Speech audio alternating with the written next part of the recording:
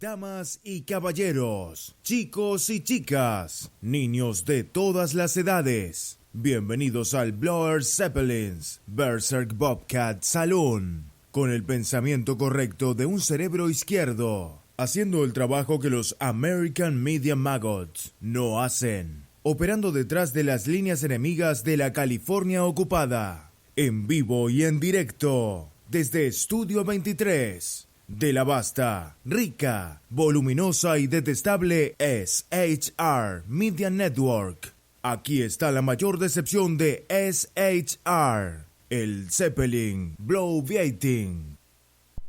You're listening to Late Night Radio on the SHR Media Network. Caution, there will be mature themes explored and potentially adult language used. If conservatarian words, phrases, certain concepts, or rhetoric offends you, tune out now.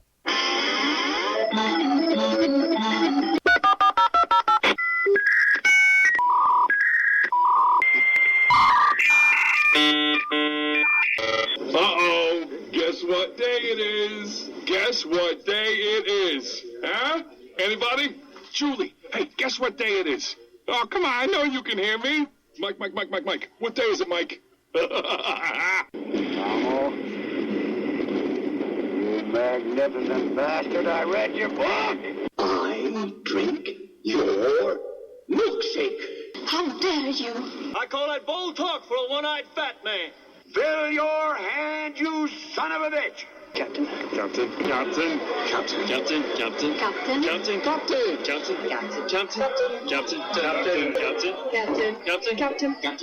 Captain. Captain. Captain. Captain. No, not yet. Don't pass out on me yet. Of course you realize this means war. Freedom is never more than one generation away from extinction. We didn't pass it on to our children in the bloodstream. The only way they can inherit the freedom we have known is if we fight for it, protect it, defend it, and then hand it to them with the well-taught lessons of how they in their lifetime must do the same. And if you and I don't do this, then you and I may well spend our sunset years telling our children and our children's children what it once was like in America when men were free. I have come here to chew bubblegum and kick ass. And I'm all out of bubblegum.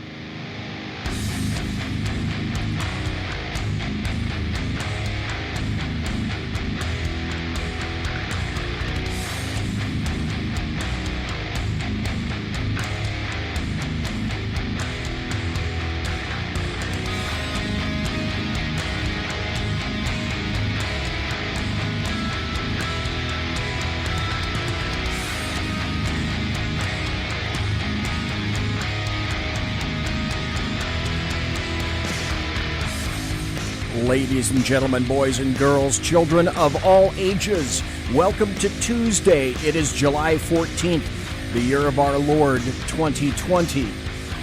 Welcome to BZ's Berserk Bobcat Saloon radio show, where I'm broadcasting behind enemy lines in occupied California, always spell it with a K, a mere 2 miles east of the locus of evil on the entire left coast, the Bill Mill, the belly of the beast, the Capitol building, downtown in Sacramento at 10th and L Streets, where late at night you can hear the death of common sense and its concomitant wail as it wafts from that petrifying edifice. Late at night when I exit the plush, resplendent, sumptuous, palatial, and effulgently bulbous SHR Media Studios, I'll be smelling the odoriferous stench of sulfur, brimstone, and evil emanating from that mentally destitute column structure aforementioned. What you are about to hear is my opinion and my opinion only. It's 2020, and I am done with bipartisanship and compromise. This is the new age of modern political warfare. Make no mistake, we are at war. We're not at war yet with people. We are at war with ideologies and philosophies. I wish I could say that I were assured that it will not come to a very bad point. Let me just leave it at that. If we don't push back on this, if we do not keep the White House on November 4th and wake up with a second term of President Trump, I am quite afraid that this country is doomed for decades, certainly for the rest of my meager little life. A programming note or two, if I could. Number one, let's turn up the headphone volume because I am primarily deaf, as if you didn't already know that by now. Welcome to Sergeant Booker. Welcome to the Alaskan. Welcome to Jack Alexander, who is in chat, who will be here tonight to weigh in on Australia. And welcome to one viewer who I am not going to unmask. But actually, there are two programming notes. Let me get to the positive programming note first. In November of 2017, as I recall, I had an individual on this show that I had met through Freedom Fest, which is basically a big libertarian conference that's held customarily in July in Las Vegas, and they've gone to Planet Hollywood and a couple of other places. I went there along with SHR Media in 2016 and 2017. We couldn't go back in 18, and obviously there's nothing there to go back to right now in 2020. While I was there, I met up with a wonderful individual called Lily Tang Williams, and she sat down with us at the SHR Media booth, and we had live broadcasts both years, 2016 and 2017, from the SHR Media booth. We had a panoply of wonderful individuals come in, sit down. We chatted with Steve Forbes. We chatted with George Foreman. We chatted with Michael Medved. We chatted with John Stossel. We chatted with Lily Tang Williams, and what a story she's got. And we also chatted with Larry Elder. A lot of great people, and if you didn't know, they're mostly libertarians. Well, it's not limited to just libertarians, but it's open to people who value freedom and liberty, of course.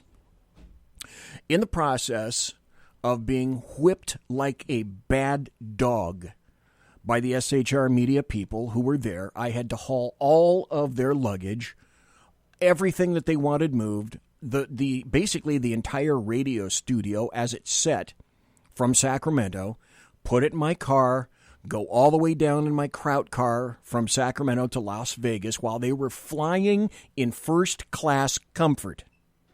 But could BZ fly in first-class comfort? Of course he couldn't, because he was new to the network. So it was up to me to prove to them, to Sackhead Sean and Sackhead's Clint, that I was worthy of being on the network. Well, I'm still here. That having been said, I'll give you the gist, essentially, of what Lily Tang Williams told me in 2017. Hers was one of the first shows I did, and what she's going to tell everybody on Thursday. And the reason that I had her on the show in 2017, and I think it's even more important now to have her back, is hers is a cautionary tale. I want you to hear what she has to say about life under communism, because she lived in communist China before the removal of Mao Zedong. So she knew what it was like. And the reason that she left and fled China to come here was to establish and taste a portion of freedom and what actual freedom feels like. So she became a libertarian. That's the reason that she went to Freedom Fest. That's how I got to meet her. But hers is a very cautionary tale of grief and woe. And that's why so many people who come here to America, I believe, and they do it the lawful way, I believe that they have a love for America that altogether way too many Americans by birth don't have, especially in 2020. She loves this country. I had friends from Poland. I used to invite them over all the time. They love this country. The Polish people greatly appreciate the United States of America. Why don't more Americans? Well, we know. We've We've discussed all of these things. But Thursday night, I want you to hear what life is like under a communist regime, because Lily Tang Williams just didn't hear about it or write about it. That was her life. She experienced it. And I want you to know and understand and feel the emotions and the facts about what she did to survive in communist China. And she is going to be here Thursday night. The other aspect is this, in terms of a programming note. Today, I was removed from Facebook for a month. I was previously removed from Facebook for saying, and this is a direct quote, "Jesus, Americans are fucking stupid." 5 words. They killed me for 3 days for that. July 6th or 5th, I came back from that. They gigged me today for the same thing, for the same words, twice. I'm only going by what they showed me. I told them what the problem is, that they've censored me twice now for the same exact words, the same exact post, and that's exactly what I said. And this was not a singular post on its own. No, I was replying to a comment in another individual's post, in another individual's Facebook page. And so they quantified "Jesus, Americans are fucking stupid" as hate speech, 'cause I'm an American. So they gigged me once, and they gigged me twice. So for those of you who are listening, and you may be on Facebook right now, and if you're commenting, I must be upfront, you're commenting to yourselves. And if you're commenting, number one, I would recommend that you come over to the chat room at shrmedia.com. I can see that. But if you're in Facebook, and there are a lot of people that are on Facebook, I understand. Maybe it's more convenient for you, and you're watching the show there on Facebook. I get it. I grok that concept. All I'm saying is that I cannot interact with you on Facebook. I cannot see what you're doing. That's what Facebook has done to me. So in the meantime, in the chat room, or if anybody else happens to be around, I'm looking for another 2 things. I'm looking for a new stream so that I can get completely off of Facebook. I want a reliable stream. I'm thinking about Periscope. And I want another social media site that I can go to that's wickedly reliable, that isn't like Facebook, and embraces freedom. A lot of people have said Parler, Parler. I'm not exactly convinced that I like the graphic user interface of Parler, but that's neither here nor there. But in the meantime, just to let everybody know, I can't see you on Facebook. I can't enter the chat room, and I won't be able to enter the chat room or have anything to do with Facebook until August 15th of next month. I will remind you every once in a while now, because the other individual who is here, Sackhead Sean, is witty and a smart dude. I'm still able to get into SHR Media Facebook streaming. So if you go to SHR Media, you can see it there. But I can't see it, and I can't interact in the chat room. So a notation, a loving notation from me to you. Facebook censored me for a month until August 15th. They were citing the same phrase for which I'd already been censored and released. I was shut down for the same comment twice. And Facebook quantifies that as hate speech. Just want to let you know. And apparently what that means is that, oh, man, bad things are going. In any event, tonight I have Jack Alexander in the chat room, and I have Jack Alexander on the phone. And we're going to be talking to Jack about what's been going on in Australia. I saw something in social media about Australia. Yeah. I'm 30 days in the hole. Okay, enough of that. So, Jack, are you there, sir? Yes, I am, BZ. Sergeant Booker in chat says, BZ, you are a repeat offender. This is me holding up my hand and saying, yes, I am guilty. And Simone, welcome to Simone in chat. Simone says, be right back. Going to empty the dishwasher and grab a bowl of cereal. Because nothing quenches and satisfies like a bowl of cereal at night. Wherever Simone is, whether she's on the left coast or the right coast, it's either 8:16 where she is, or it's 11:16 where she is, or maybe she's in Bolivia, where it's 17:49 and 7.325 sub-Growth Cluster 4, paragraph 38 in Bolivian time, and I continuously fail to understand Bolivian time. That having been said, I got a lot of breaking stories, a lot of breaking news, but what I want to break with first is I saw, and the reason I'm having Jack here tonight, even though I had him on Thursday night, and we had a great session last Thursday night with Jack and with Sackhead Sean, and I wanted Jack on to talk about firearms, the quote, buyback, the Australian gun buyback in 1996, because if the Democrats win, that is what will be occurring here. And do we bend over and take it and lose our freedoms?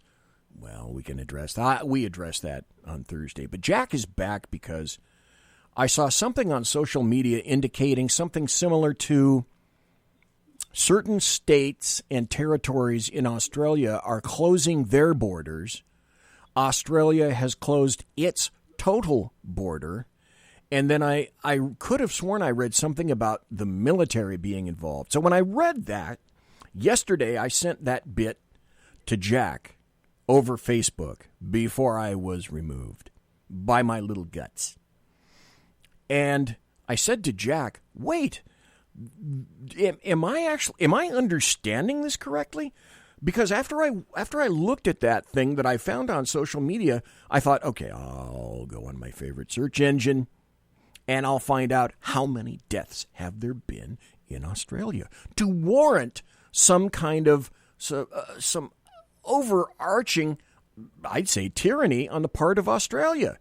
And I thought, okay, it has to be thousands and thousands and thousands of people that have died, and it must be exploding over every part of Australia, except for maybe Ayers Rock, and I don't even know about that. Maybe it's just going kaboom on Ayers Rock. Maybe there's 1,000 people. Maybe the bodies are piling up on Ayers Rock, and I just don't know anything about that because, you know, you guys are a long ways away from us. So I looked. I found out a fact. As of yesterday, I mean, it could have just exploded overnight, but I doubt it.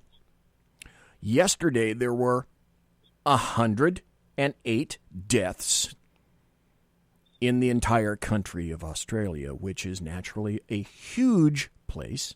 It is a continent unto itself. Most people live on the coasts. I get that, too. Of course, everything in Australia wants to kill you. That's a story for another day. But 108 deaths in Australia. So that's why I wanted to have Jack here tonight. Jack, what has happened, or is anything happening? You said you would be trying to speak to somebody to get some information about this. So Jack Alexander, first, Jack Alexander, you got a show. Tell people where your show can be found and heard. It's the Jack Alexander Experiment Podcast. I do that Monday to Thursdays. You can find it on Facebook if you're not in Facebook jail. I also put it out on YouTube and share the links for that on Magabook and Parler. I also put the links to that out on Magabook and Parler. Okay. And you can also find the audio version wherever good podcasts can be found. Sergeant Booker in chat in SHR Media chat says 30 days in Facebook jail. I'll come down and put some money on your books. So great, Sergeant Booker. Excellent. I need some commissary, okay? Already, since early this morning, I'm in the need of like some top ramen or something like that. So anybody wants to put money on my books while I'm in jail, I'll be here for a month. And so anything that you can put on my commissary or on my books is greatly appreciated. Just thought I'd tell everybody that. I thought in the United States you had this legal concept of double jeopardy. I know. Apparently that isn't followed in Facebook either. No, but the only thing that's consistent is fake books. That's Freudian. No, it isn't. It's true. Fake books lack of consistency all over the place. Leftists can get away with essentially anything that we want. So since this occurred, I've gotten messages and emails from a couple of people. One of them is from an individual who does analytics, kind of for a living a little bit. So looked in the background of a bunch of my analytics, and I've said it before, I don't know, for maybe a month or so. Depending on who is on the show and depending upon my topic, I get anywhere from about 3,000 to 10,000, and he's seen about 12,000, 13,000 people who have come to the show and either watched live, watching podcast, that sort of a total amount of analytics. And so I contacted that individual because he sent me an email, like laughing like a bastard, saying, boy, they really got your number now. And he was serious. He thinks Facebook has my number. I'm reaching apparently too many individuals, and they're going to go ahead and continue throttling me. So that's why I need to figure out I got to go some other place else. I'm going to have to try to build up the audience again. I just can't do this here. I can't worry about what I'm going to say in America. And the weird thing is, Jack Alexander, you wouldn't believe, folks, if you go to @BZEP, @BZEP on Twitter, some of the things I've written there, Facebook would have sent an assassin out to hunt me and snipe me in my bed at night. But what that tells me are two very important things, and I want to ask Jack Alexander about this in just a moment. Number one, I think to me it's very clear my Twitter account @BZEP, @BZEP, ain't getting crap for traffic. So I think, after, I don't know, what have I been on Twitter for? 8 years? Something like that. I've got 3,000 followers, something like that. There are people that have 12,000, 20,000 followers that are conservative. I just don't get that. I don't get how people build up traffic like that. I don't grok that concept. So I'm getting, apparently, and I probably shouldn't be saying this, I'm getting away with stuff on Twitter that I wouldn't even think of.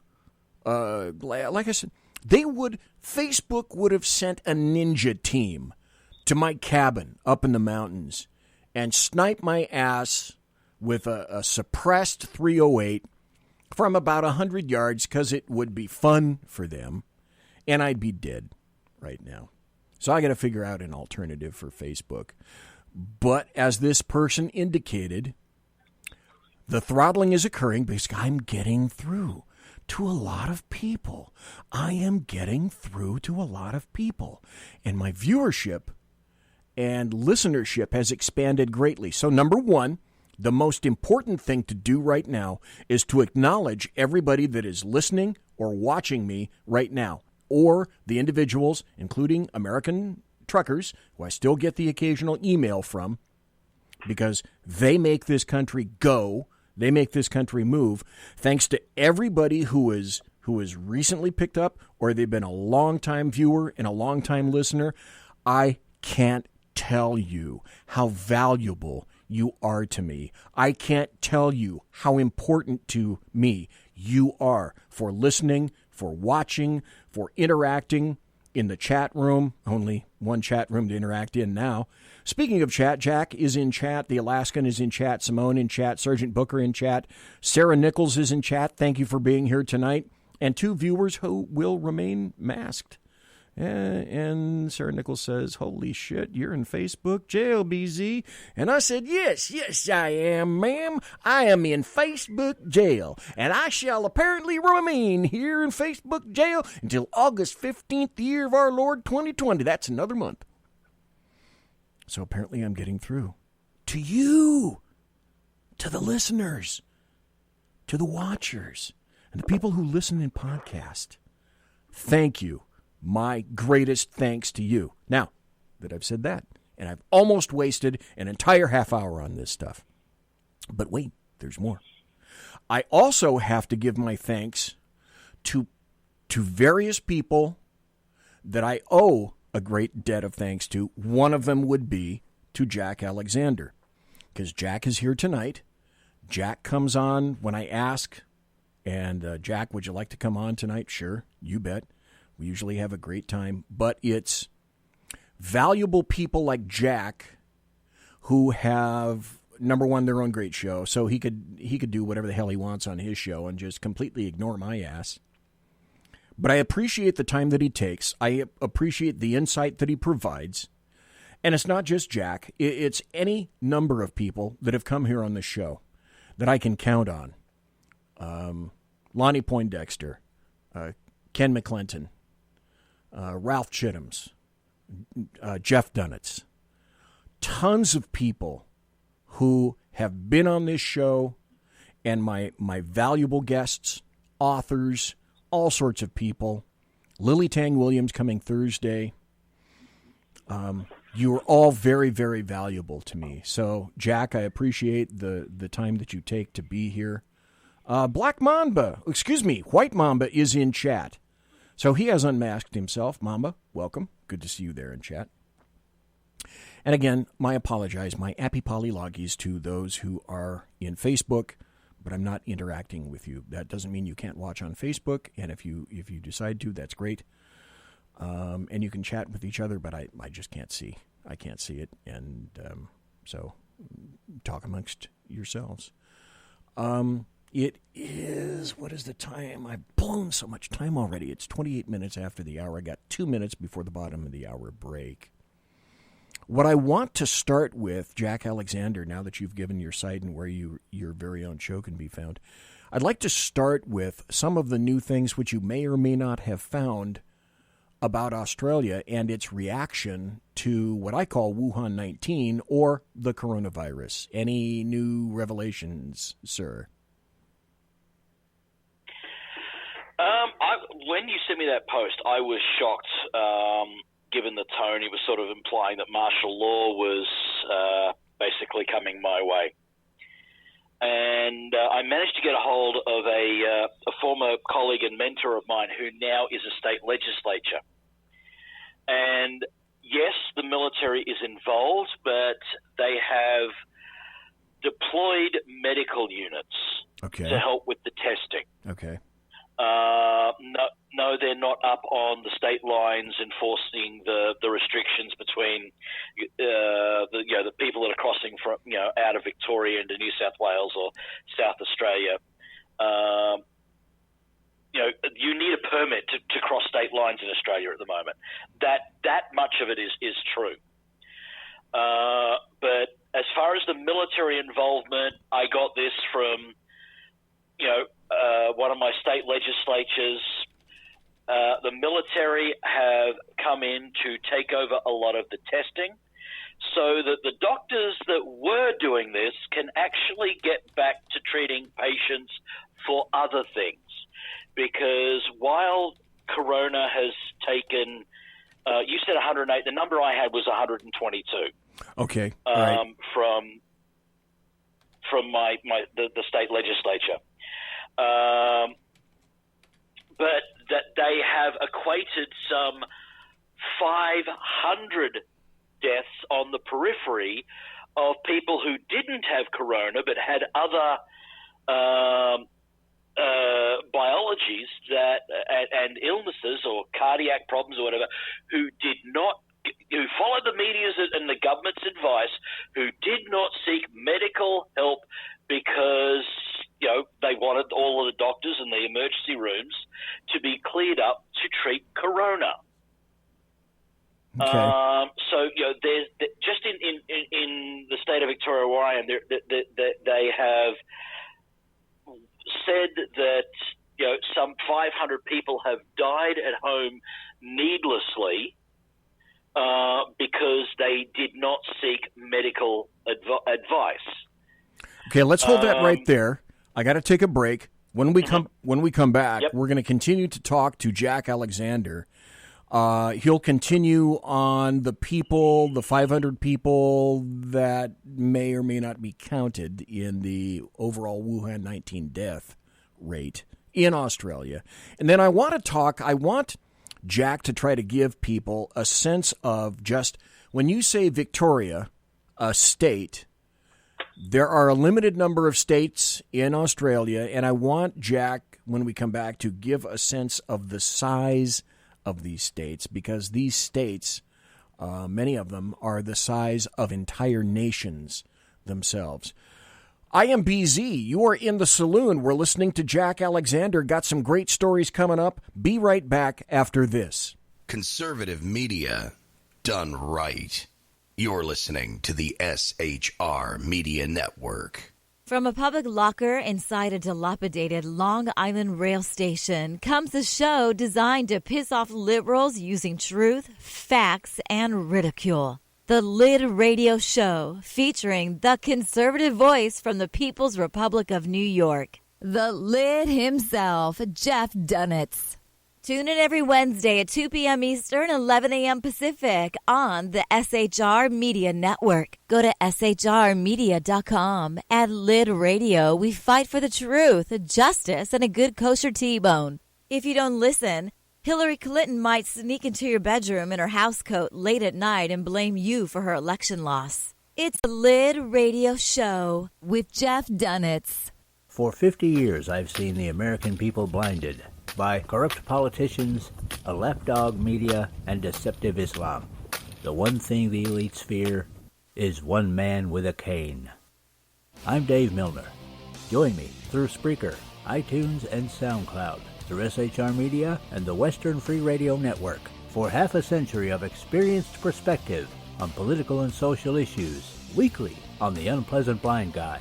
And catch me on Jeff Mitchell's EDL Radio on blogtalkradio.com. There's no surrender, ever. Because truth is not always pleasant.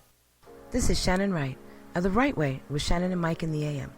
Mike's not here, so I gotta talk fast. You gotta join us. Fall season. Getting ready to start up with a whole bunch of new stuff. News and food and politics and sports and entertainment and a whole bunch of stuff. But wait, Mike's coming. I gotta go. Remember, Shannon and Mike in the AM on SHR Media, Monday through Thursday, 7 to 9 a.m. Make sure you tune in. Featuring right thinking from a left brain and doing the job the American maggots won't. BZ is fundamentally changing America one diaper at a time.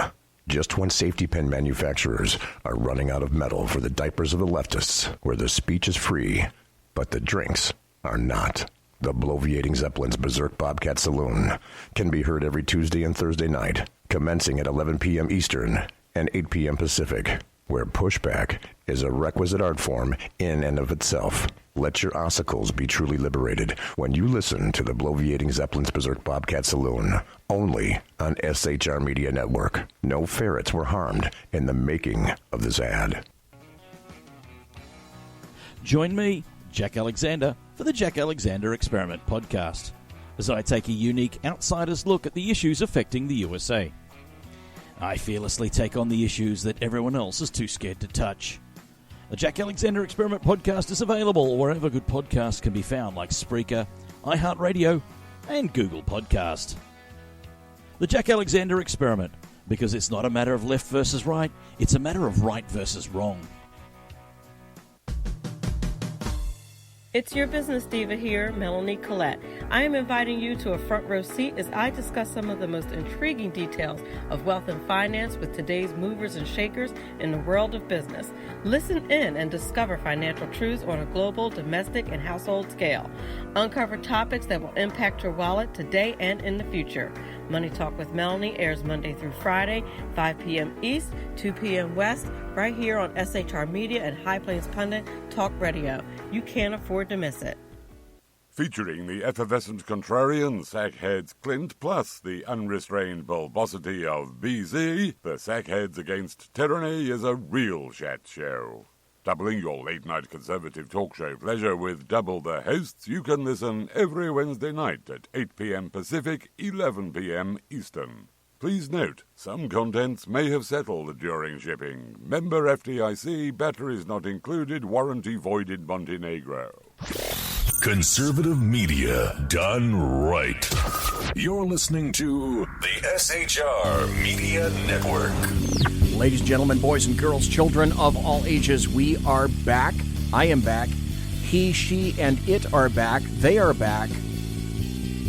And all the other various English iterations that I can think of. Welcome back to BZ's Berserk Bobcat Saloon radio show, live and direct right here, where I'm broadcasting behind enemy lines in occupied California, always spelled with a K.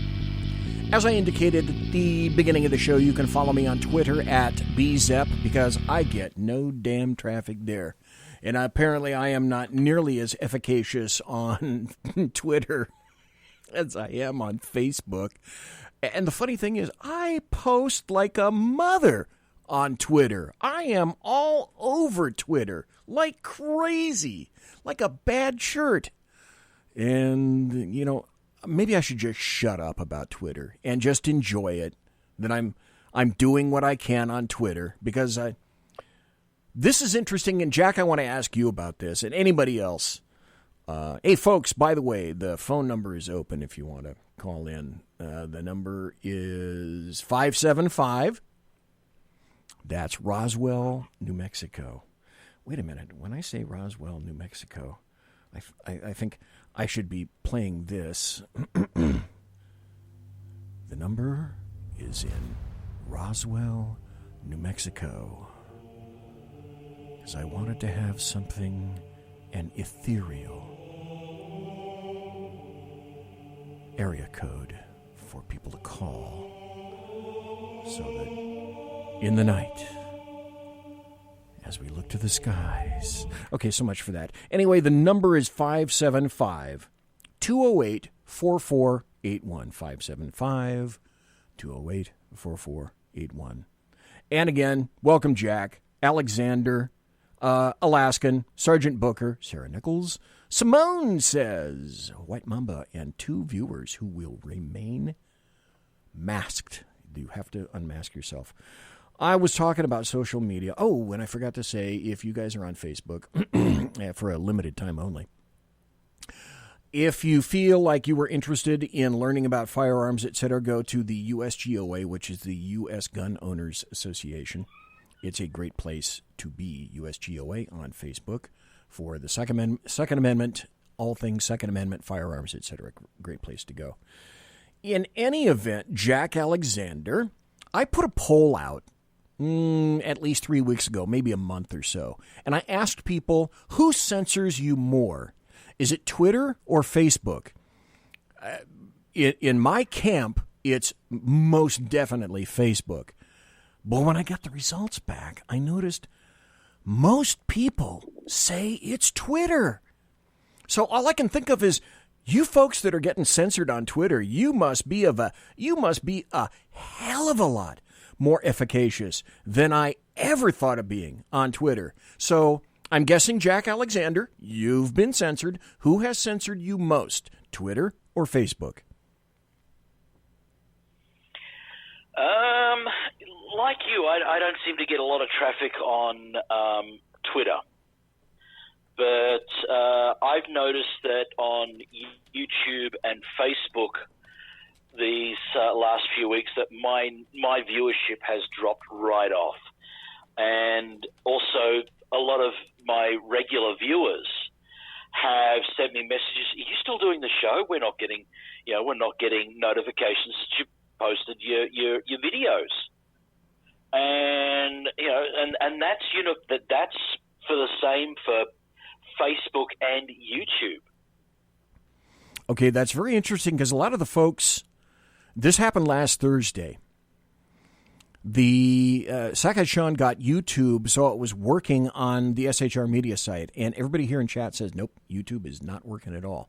So that's kind of interesting. I haven't heard anybody back here. Oh, and Kaiser's in chat. Welcome to Kaiser. Good to see you there, sir.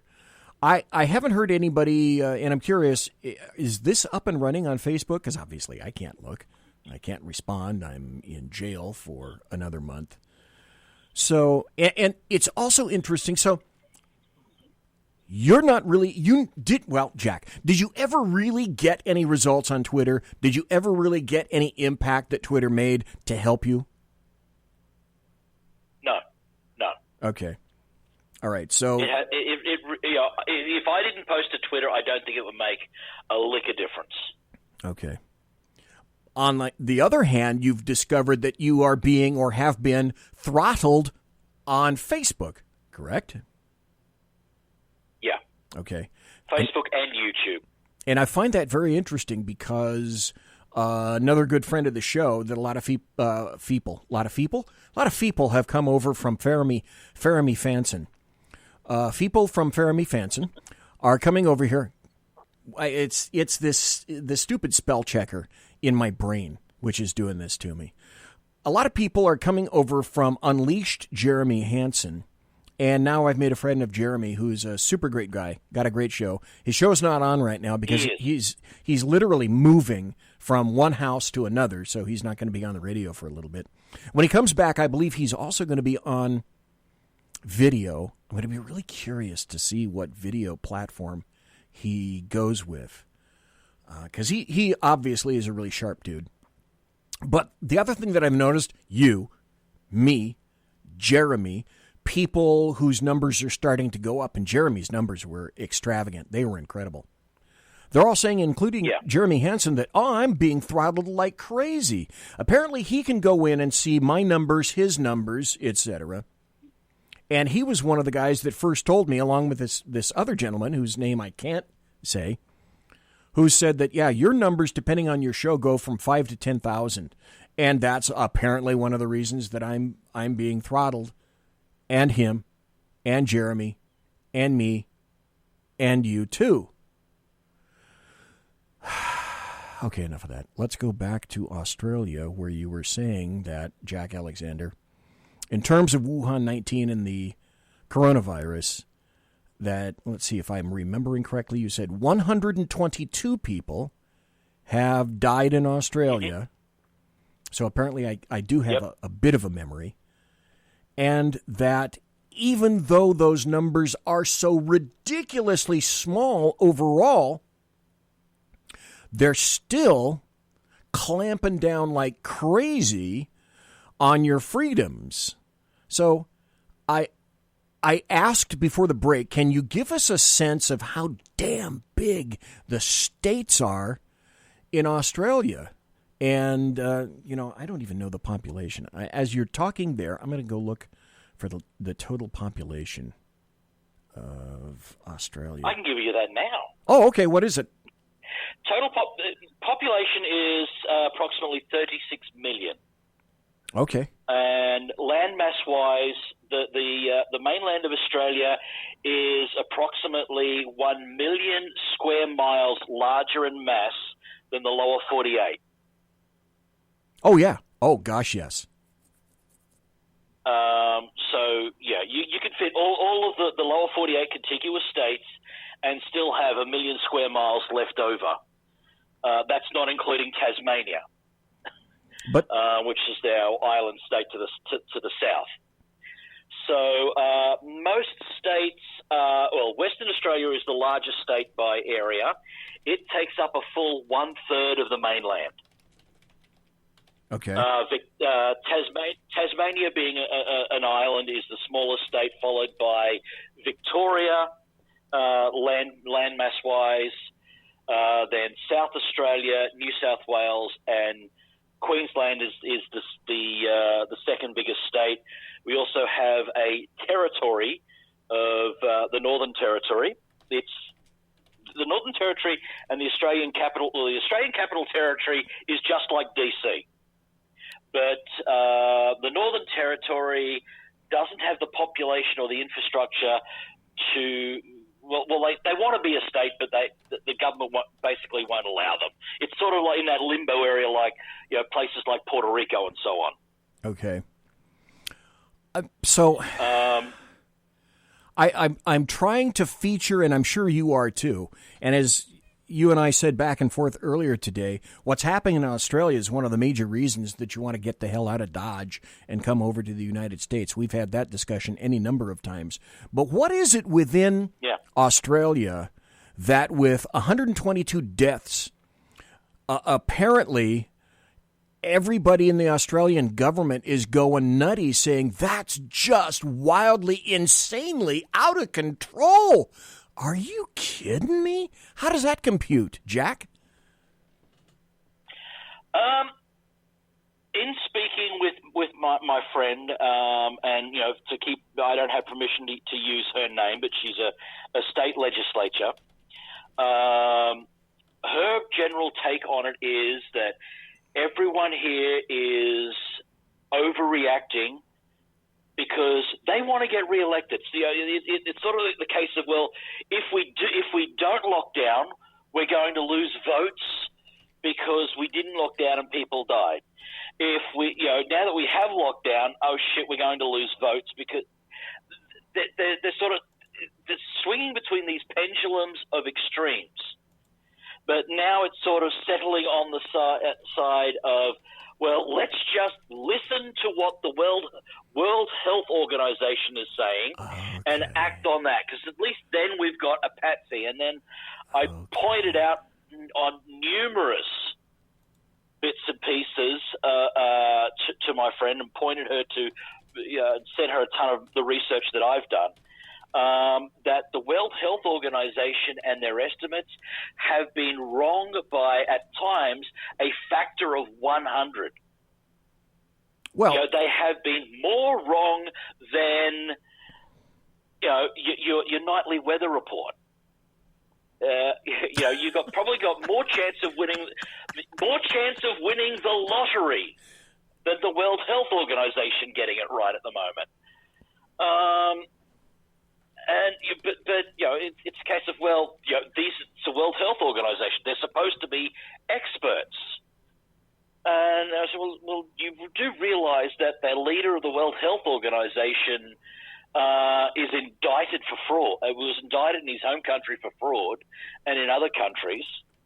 Oh, we've also got we're also relying on numbers from the CDC. Well, they're relying on numbers from the World Health Organization, so that's not really helping either. Well, and they're relying they're relying on the numbers from the WHO, who is bought and paid for by China and Xi Jinping.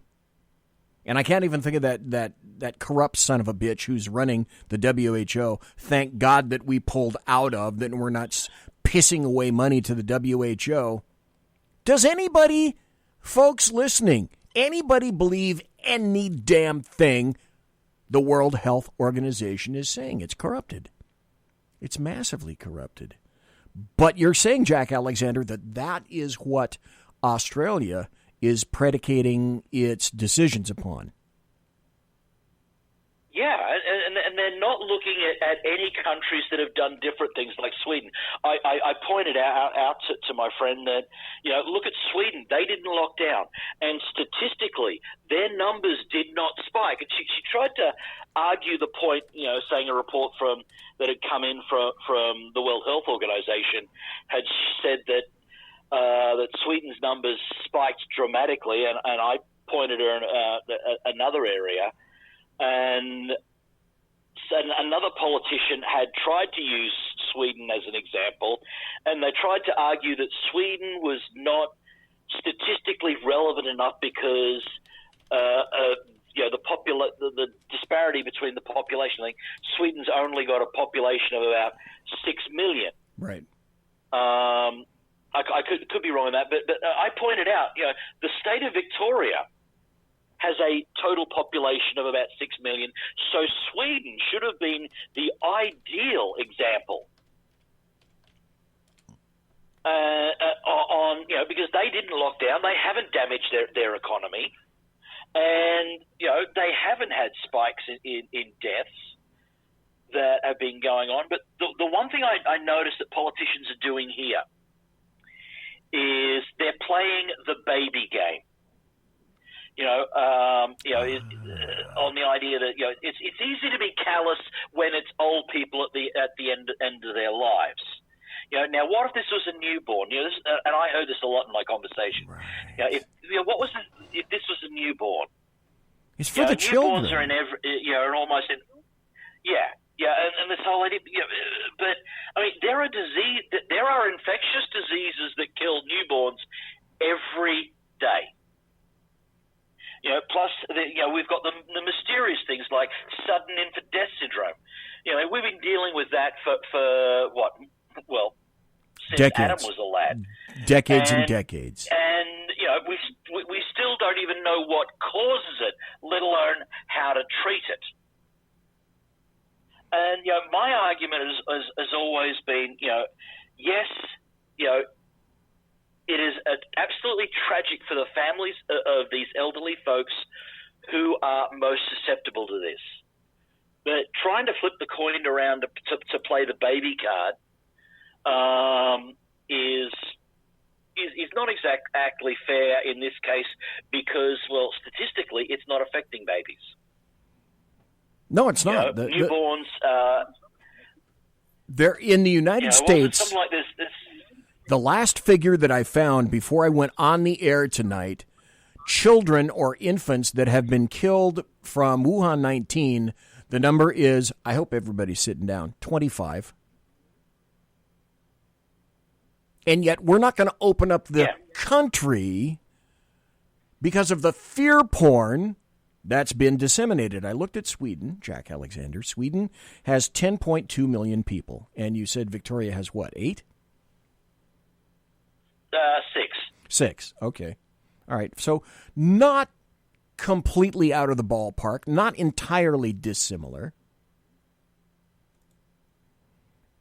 And yet the reaction of Australia is just the opposite of what people are telling you. Now, I can learn things, folks.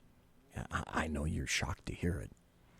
I learned something from Jack last Thursday, and I learned this. The most conservative party in Australia is called the Liberal Party, and I actually remembered that from last Thursday, and they're not that conservative. And then we talked about Morrison and how he got in, and from, let's see, Morrison came in about how long ago, Jack? A little over a year ago, and he did it through a political coup. Okay. Alrighty. And then you had kind of a middle-of-the-road dude before that, whose name escapes me. Kind of leaned right a little bit, kind of right, kind of middle of the road. Or am I thinking 1 or 2 PMs prior to that?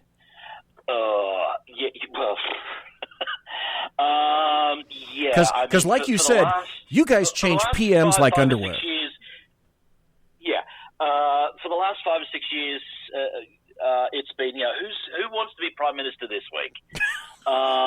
Because unlike voting for the President in the United States, where you actually vote for who the President's going to be, the head of state in Australia is the person who is the senior-most member of the political party that has the most number of seats in the House of Representatives.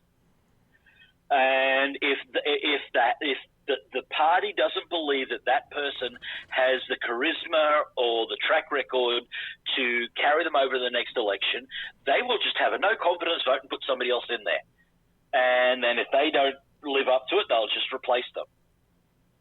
And it's becoming this revolving door of prime ministers, and it's not just damaged politics in this country.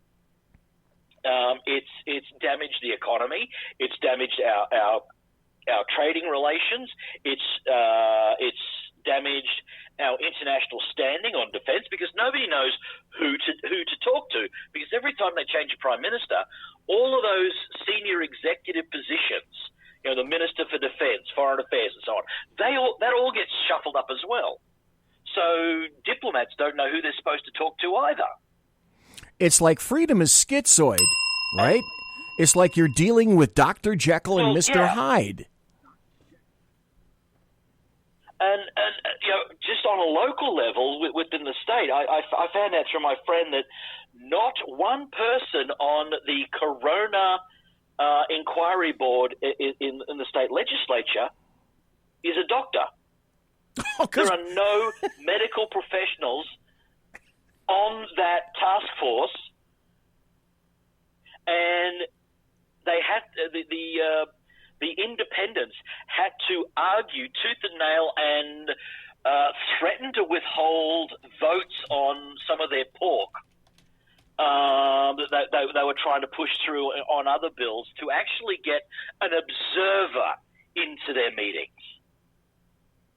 An observer, so, perfect. Even then, yes, not someone who can actually take part. No, you just get to observe and report back. You have, no say in what's going on in there. And here we have people making health-related decisions for the people of the state and in the country itself on political inquiry boards, and none of them are qualified to pick their own noses on these subjects, let alone make policy. And the people, and one of the big complaints I had for it was that, there has been zero consultation with industry and the public.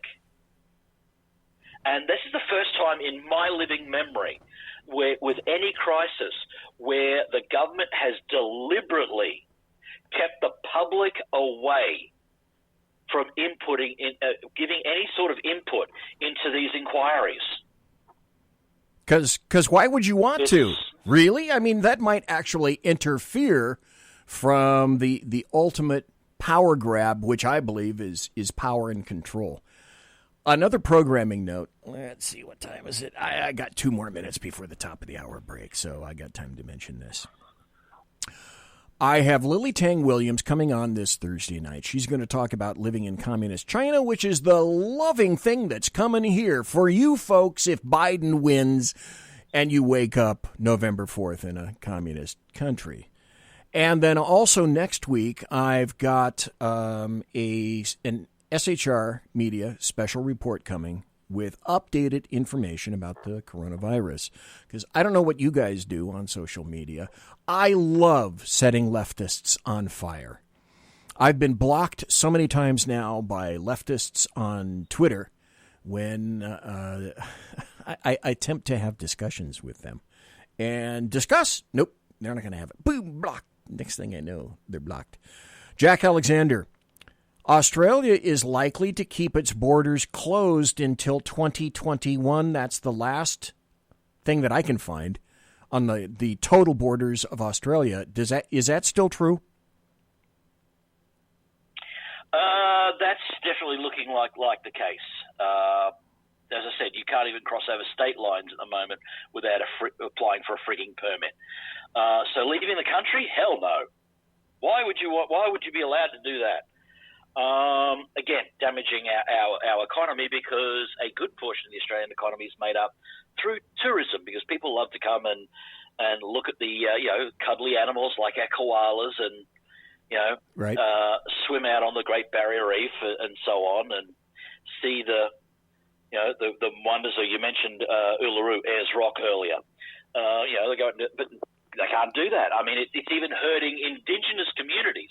Like Ayers Rock is an Aboriginal sacred site, and they control that area. And one of the things that was bringing that community out of poverty was once the government turned control back over to the indigenous peoples, they started to run it and give more of the indigenous history of it, not the colonial history of the area. And it was appealing to a lot of people who were coming from around the world to come and visit this area. Because I'm sure it'd be a big plus. These people out of poverty. Sure. Because yeah. Why wouldn't you want to? And it gave gainful employment to a community that for generations had just been, basically dumped on the welfare system and told that you're not worth anything. And, that once they were given the opportunity to actually promote their culture, we're going to have to take a break. Yep. We're going to have to take a break. It's the top of the hour. We're talking to Jack Alexander. When we come back, I want to talk about, finally, the shutdown between various states in Australia. And then we're going to be off to the races because there's a ton of breaking news today, earlier this week. And I've got some interesting audio cuts. And I'm going to have Lily Tang Williams in. Oh, there's Jack pouring ice into his glass. About to imbibe in some alcohol, I would wager. Excellent for him. In any event, I'm going to be right back after this, and we will continue with Jack Alexander. I'm BZ, and you're in the Saloon. Conservative media done right. You're listening to the SHR Media Network. Southern Sense is conservative talk with Annie, the radio chick Ubellis as host and C.S. Bennett co-host. Informative, fun, irreverent, and politically incorrect. You never know where they'll go, but you'll love the journey. Annie is a top conservative host on Top Talk Radio and features some of the finest guests packed with important politicians and newsmakers. Listen every Friday, 3 to 6 p.m. Eastern, noon to 3 Pacific, on the SHR Media Network. Remember, Southern Sense is common sense.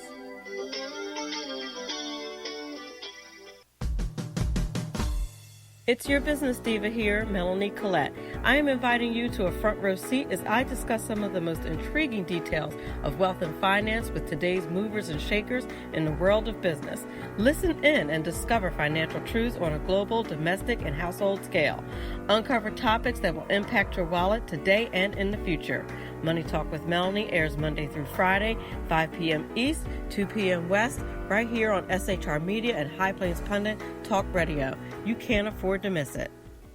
From a public locker inside a dilapidated Long Island rail station comes a show designed to piss off liberals using truth, facts, and ridicule. The Lid Radio Show, featuring the conservative voice from the People's Republic of New York. The Lid himself, Jeff Dunnett. Tune in every Wednesday at 2 p.m. Eastern, 11 a.m. Pacific on the SHR Media Network. Go to shrmedia.com. At Lid Radio, we fight for the truth, justice, and a good kosher T-bone. If you don't listen, Hillary Clinton might sneak into your bedroom in her housecoat late at night and blame you for her election loss. It's the Lid Radio Show with Jeff Dunnett. Conservative media done right. You're listening to the SHR Media Network. Good evening. Broadcasting behind enemy lines in occupied California, the bloviating Zeppelin's Berserk Bobcat Saloon radio show is featured on the SHR Media Network every Tuesday and Thursday night for 2 hours at 11 p.m. Eastern and 8 p.m. Pacific. Whilst manufacturers are running out of metal for the diapers of the leftists, BZ continues to radically change the world of leftists, one diaper at a time. Stop balancing your checkbooks. Stop cleaning your fish tanks. The bloviating Zeppelin's Berserk Bobcat Saloon radio show is your magnet for truth, justice, obesity, a darkened studio, and late-night freedom. No United States of America freedoms were abridged in the making of this ad. This is Shannon Wright. And this is Michael Wright. Reminding you to listen to The Right Way with Shannon and Mike. Every Monday through Thursday. 7 to 9 a.m. Right here on SHRmedia.com. Join me, Jack Alexander, for the Jack Alexander Experiment podcast, as I take a unique outsider's look at the issues affecting the USA. I fearlessly take on the issues that everyone else is too scared to touch. The Jack Alexander Experiment podcast is available wherever good podcasts can be found, like Spreaker, iHeartRadio, and Google Podcast. The Jack Alexander Experiment, because it's not a matter of left versus right, it's a matter of right versus wrong. After 6 years covering terror and corruption, the unpleasant blind guy is making a change. I'm Dave Milner. Join me on Spreaker and YouTube through SHR Media and on the Western Free Radio Network as I team up with Jeff Mitchell, host of the English Defense Elite radio show on blogtalkradio.com. Check show pages for airtimes. It's the Unpleasant Blind Guy. On EDL Radio. There's no surrender, ever.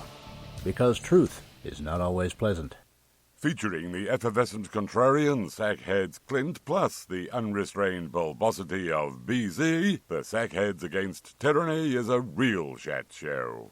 Doubling your late-night conservative talk show pleasure with double the hosts, you can listen every Wednesday night at 8 p.m. Pacific, 11 p.m. Eastern.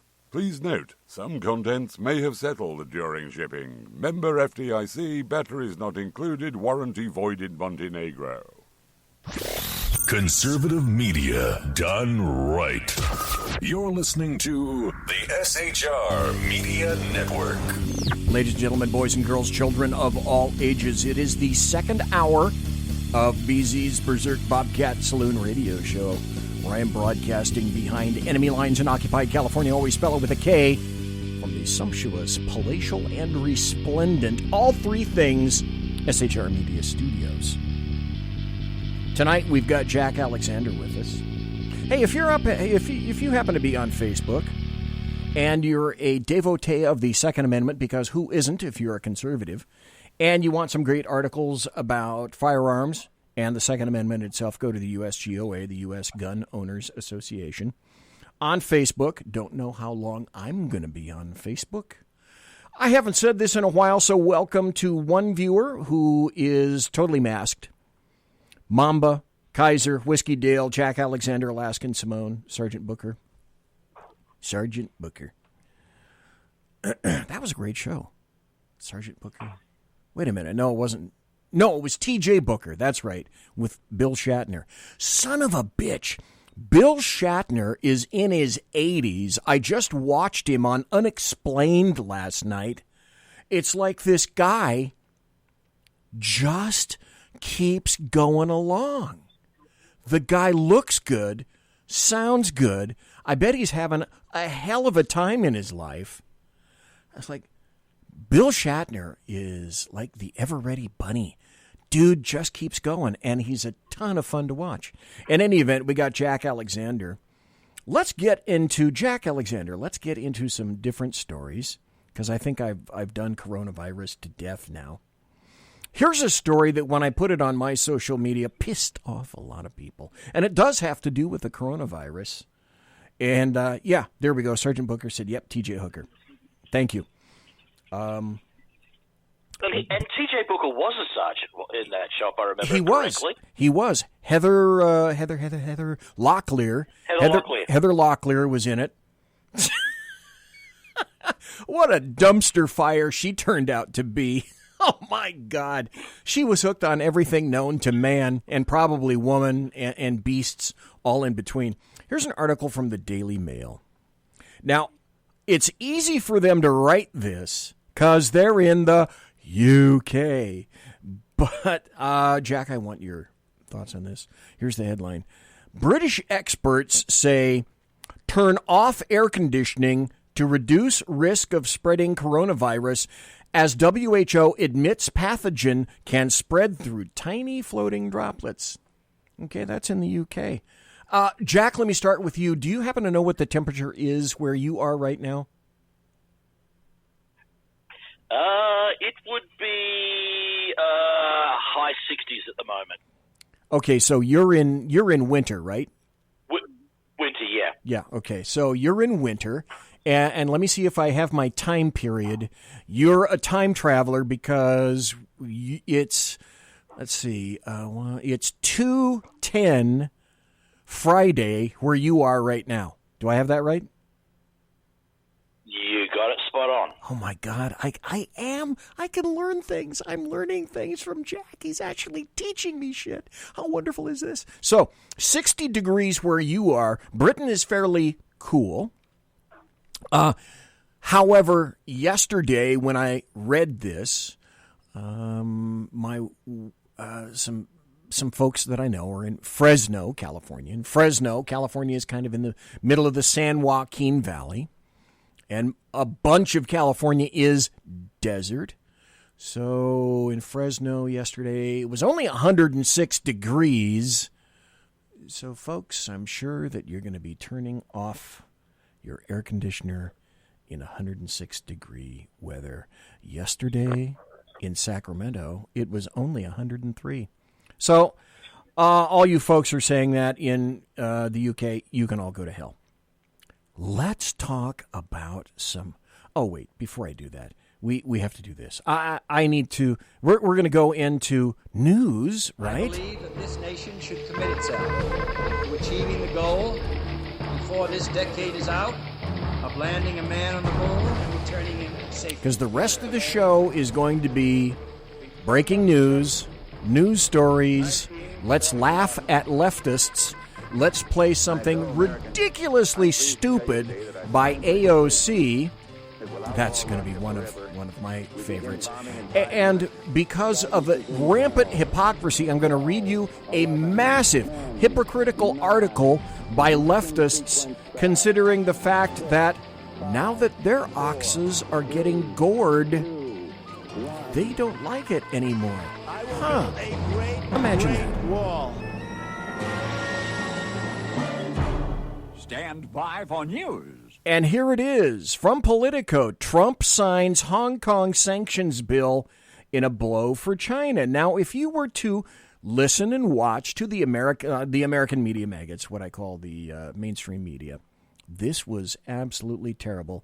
Signing the sanctions bill into law marks the Trump administration's latest move to punish China for its new national security law. Good thing or bad thing, Jack Alexander? Oh, it's a good. Anything that sticks it to China is a good thing.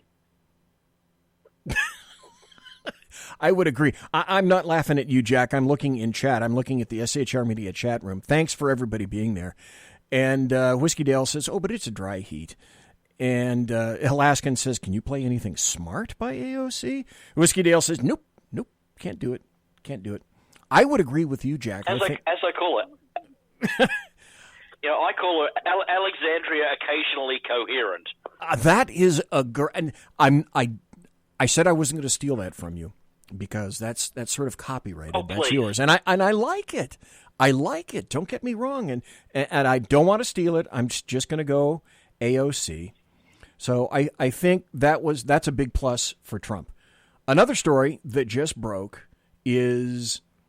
And folks in chat, folks that are listening live, by the way, the phone is open if you want to call, 575-208-4481. I know it's a really late night show, and I understand it. I just heard about this just before I got on the air. And I think this falls into, oh, gosh, wait a minute. Now, if I had a producer, what you would hear is something like...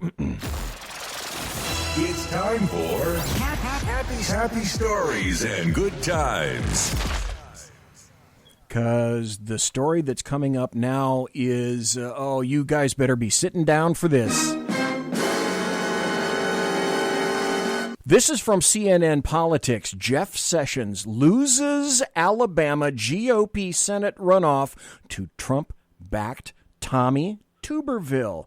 Oh, that couldn't have happened to a nicer guy. Jeff Sessions lost an Alabama Senate GOP primary runoff today. Actually, it was yesterday for Jack, to former Auburn University football coach Tommy Tuberville. Just looking at Jeff Sessions made me want to piddle my pants. If there were ever anybody who was wimpish, with a capital impish, it was Jeff Sessions. I always said about Jeff Sessions, I get it. I understand why Trump picked him, because Sessions was an early backer of President Trump. I get that aspect. But Sessions was about as imposing as an earthworm. And it does not. And here's the other thing, Jack, and I got to ask you about this too. Jack Alexander, were you not thinking like I was? Jeff Sessions goes in, gonna be inhabiting AG, and then all of a sudden decides that he's going to check out because of the Mueller inquiry, etc., and doesn't want to have anything to do with that. Dude, you knew that was coming. Why did you accept the position in the first place? Jack Alexander, thoughts about the lovely Jeff Sessions and his defeat today? I mean, Jeff Sessions, when it came to being Attorney General, even Jellyfish is saying, shit, mate, we got more spine than you do. No kidding. But, yeah, no, what happened to Jeff Sessions could not have happened to a nicer guy there in Alabama, because, well, he was completely feckless as a senator before he went to the AG position, and he was even worse than completely feckless as the Attorney General, and just wanted to going back to politics to see out the rest of his time. No, that would have been an incredible disservice for the people of his state, and thankfully the people of his state stood up and said no. Okay, I think we've run Jeff Sessions into the ground. Here's another story, and I have an audio cut with this. I was going to wait until next week when I do my SHR Media special report on coronavirus updates. But this just came out, let's see, when was this? A couple of days ago. Chinese virologist accuses Beijing of coronavirus cover-up, flees Hong Kong. I know how they treat whistleblowers. Well, let's find out how they treat whistleblowers. A Chinese virologist called Li Mengyan is in hiding tonight after criticizing the Chinese government's duplicitous response to the Wuhan coronavirus. Here's part of what she said to Fox News.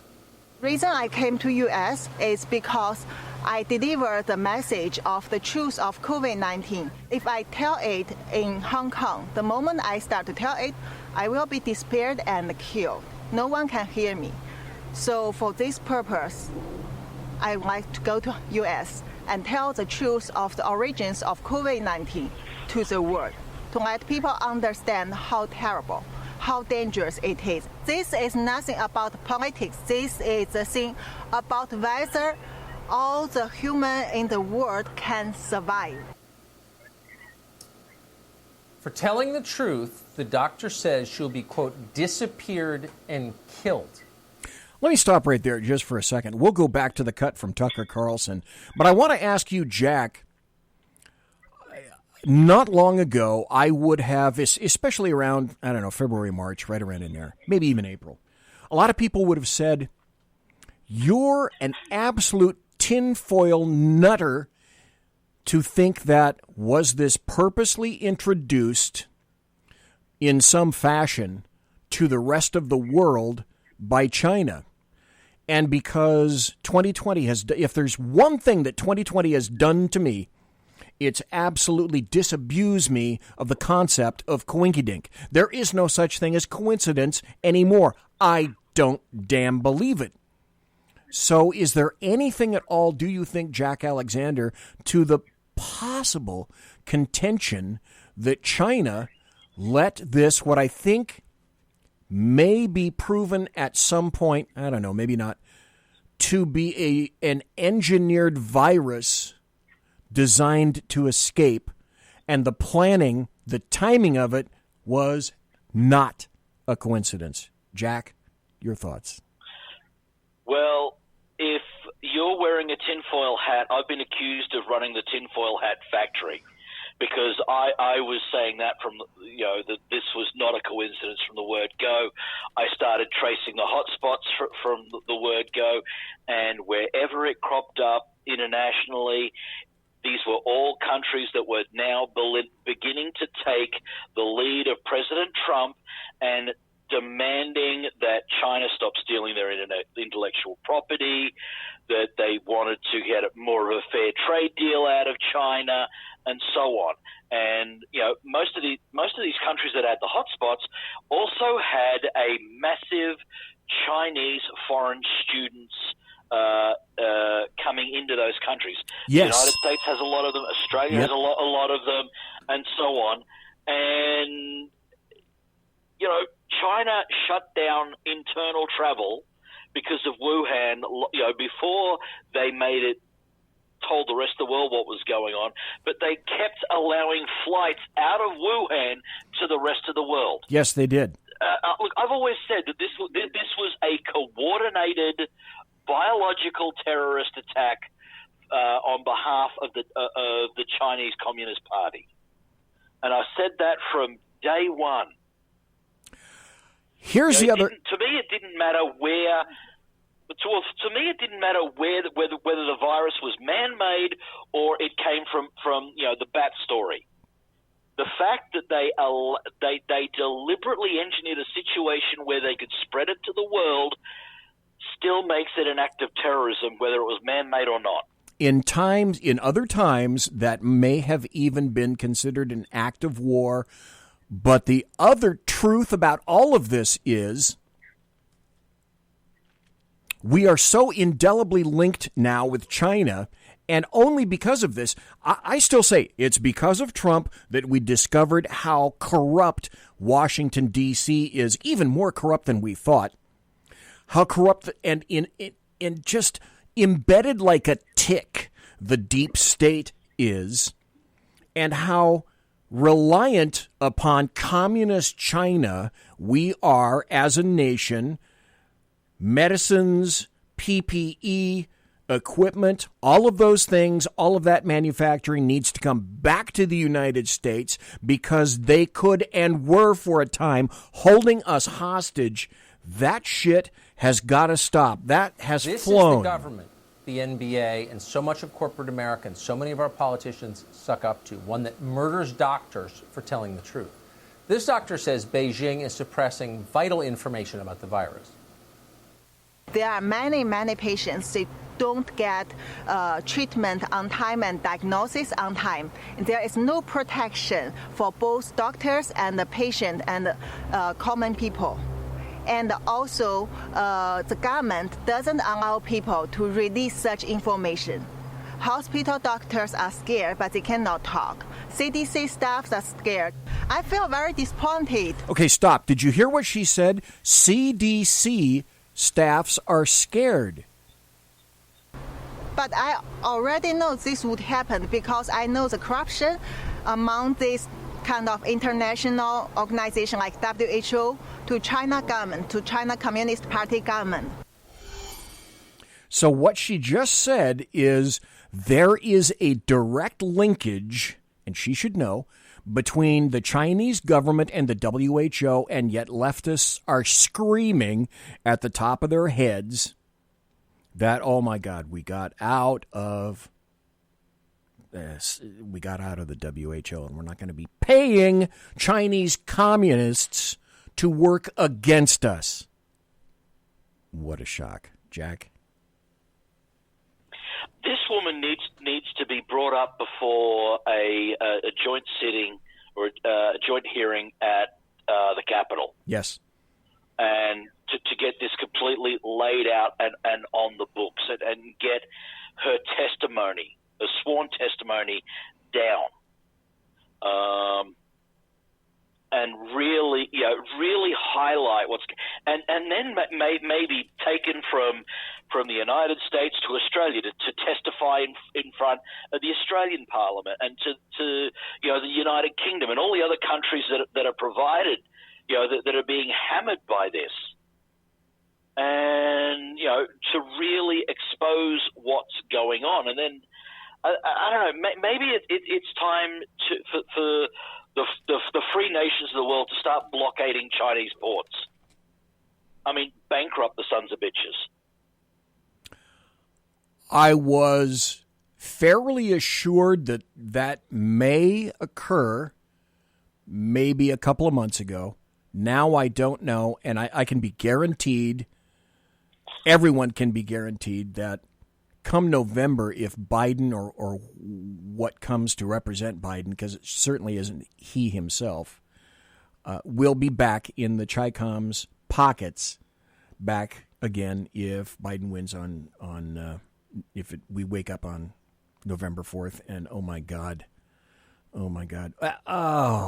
Speaking of which, though, I have to go with this because I think this is a wonderful story. It's time for happy stories and good times. I shouldn't let it play upon me, but it did. I was actually concerned about this because I thought, it already happened once.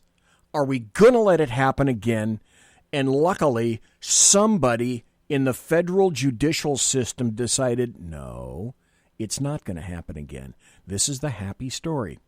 Ghislaine Maxwell, today, denied bail. Judge says Epstein cohort is a flight risk due to wealth and foreign connections. Let me state this unequivocally, in case you just woke up.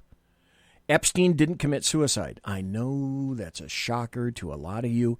The other thing is Ghislaine Maxwell is a citizen of France. If somehow she were to have escaped, make it to France, France does not have an extradition policy with the United States, and she would have escaped to be and live in France high on the hog for the rest of her life. Instead, she's charged with conspiracy and perjury in a multi-state trafficking ring involving 3 unnamed minors between 1994 and 1997. So I have to tell you this.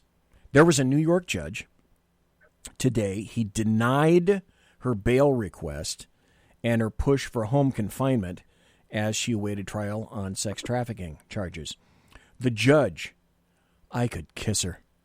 Alison Nathan, she wouldn't want that, said the British socialite accused of sexually abusing and exploiting young girls, along obviously with Jeffrey Epstein, posed too great a flight risk to be allowed to leave.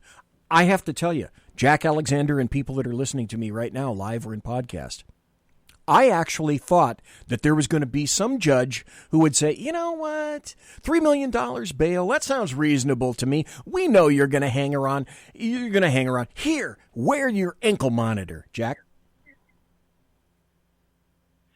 Oh, look, I actually think she's probably better off given being held in custody. I mean, if she got home detention, I'm not so much worried about her disappearing, but actually wind up hanging from the ceiling fan if she was allowed home detention. At least if she's remanded in custody, they can keep her on the move. The Marshal Service can keep her moving long enough that she can actually get to trial and actually start naming names. And, they can continue to search for what are suspected to be several thousands of video files or videotapes. Because some of the media that I've seen has said that all of those celebrities and politicians that were on the island, there is video evidence of them committing crimes against children. And, that way that we will hopefully see some prosecutions outside of Ghislaine Maxwell and the same people that Kate Kruzetsky is chasing will also see justice, because we'll finally have the evidence to go after these people. Because since you had Kate on the show, I've been doing my own research and so on, and I have a sneaky suspicion, I haven't asked Kate this yet, that the majority of perpetrators within the United States belonged to a certain political party. No. And that would be the same political party of Grover Cleveland. And I've been reading about his child sexual exploits. I hope that you are not slapped down by Australian authorities for saying such a wildly extravagant thing. Folks, we're talking to Jack Alexander. We're going to have to take a break. However, if you have not seen, you need to go there quick like a bunny. Go to Netflix if you subscribe and watch Filthy Rich, the story about Jeffrey Epstein. And then you will begin to have at least an inkling of what is to come, especially after today. When we come back, we're going to talk about the Supreme Court and a few other things and leftist hypocrisy that you guys are going to laugh at, I know for a fact. But Filthy Rich, videos that are out there, people were already saying that videos and digital data exists from every property that Jeffrey Epstein had. And you know today, the sphincters of all those, mostly men, there are some women, mostly men, who were involved with Epstein, you know, if you thought they were watertight before, after today, after the judge saying, nope, you're not going anywhere. Oh, my God, are they watertight now? Conservative media done right. You're listening to the SHR Media Network. From a public locker inside a dilapidated Long Island rail station comes a show designed to piss off liberals using truth, facts, and ridicule. The Lid Radio Show, featuring the conservative voice from the People's Republic of New York, the Lid himself, Jeff Dunetz. Tune in every Wednesday at 2 p.m. Eastern, 11 a.m. Pacific on the SHR Media Network. Go to shrmedia.com. At Lid Radio, we fight for the truth, justice, and a good kosher T-bone. If you don't listen, Hillary Clinton might sneak into your bedroom in her housecoat late at night and blame you for her election loss. It's the Lid Radio Show with Jeff Dunetz. Hey, are you guys listening? This is Shannon from Right Way with Shannon and Mike in the AM on SHR Media. I know you've been wondering where we are and what's been going on. Well, folks, that's right. We're back. So please join us 7 to 9 a.m. Monday through Thursday on SHR Media, on Spreaker, iHeartRadio, and Spotify, and Facebook Live at 11 a.m. on Right Way with Shannon and Mike in the AM at Facebook. You don't want to miss a minute. We've got lots of guests, lots of segments, and lots of interesting things. And let's face it, there's nowhere for you to go, so you might as well tune in. Again, Right Way with Shannon and Mike in the AM. We're back live on the air on SHR Media, 7 to 9 a.m. Monday through Thursday, audio and Facebook Live, audio and video. Yes, we are going to do video. Facebook Live, Right Way with Shannon and Mike in the AM. Hope to see you soon.